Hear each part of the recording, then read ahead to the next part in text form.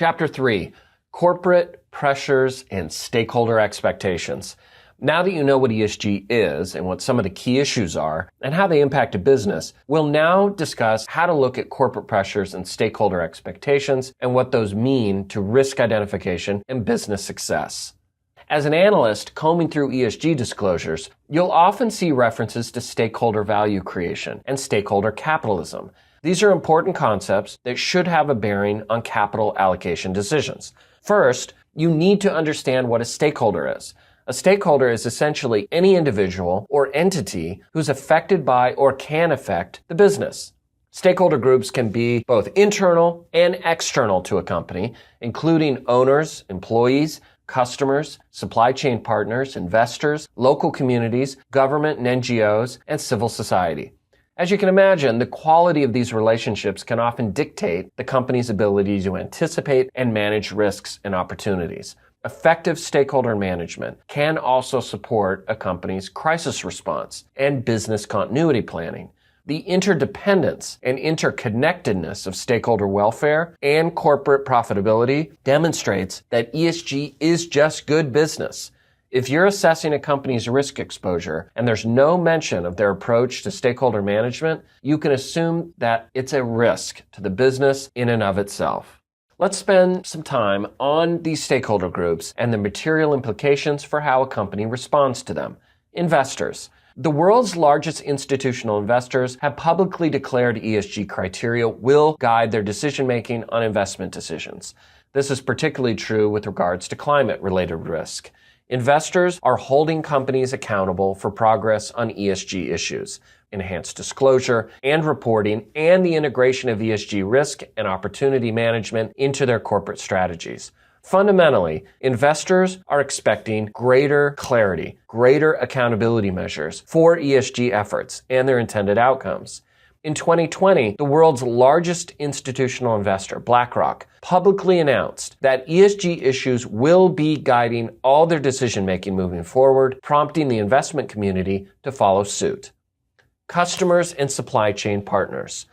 Businesses that are B2B or sell to other businesses are expected to contribute to customers' ESG goals, since supply chains are now considered a part of the company's footprint and respective impacts. Now, supply chain partner ESG maturity is key to both customer acquisition for the supplier and corporate risk management.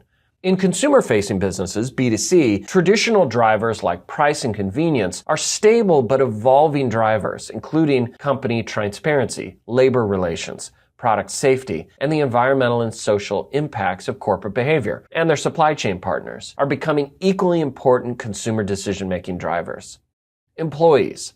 Employee engagement has a positive correlation with a company's ESG maturity. In the talent wars of today's labor market, companies that serve a higher purpose than just generating profit attract and retain better talent.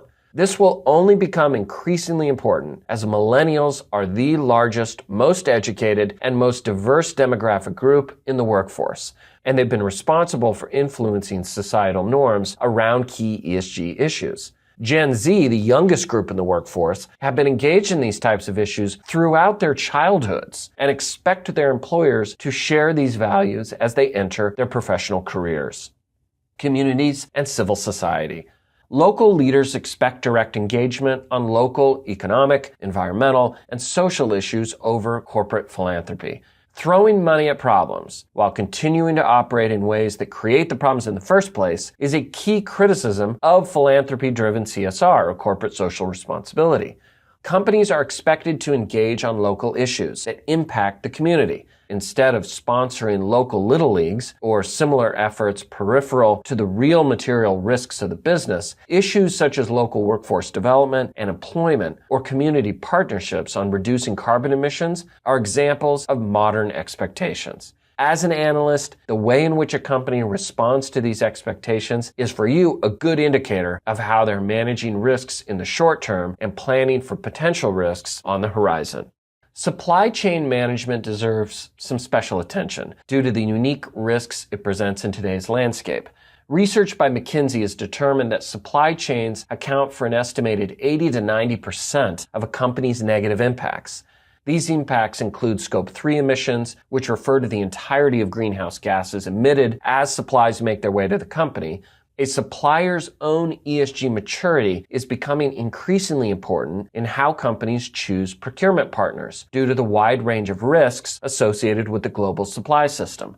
For example, negative supply chain events that once occurred on the other side of the world are now front and center due to social media and greater stakeholder awareness of these issues. Due to these changes, companies are now considered accountable for the negative environmental and social impacts along supply chains, including third-party subcontractors. As an analyst, understanding the company's approach to supply chain management can give you a good indication to how they manage risks across the enterprise. Be sure to check if a company has a supplier code of conduct, comprehensive oversight protocols, a long-term strategy, all to reduce the risks associated with their specific procurement needs.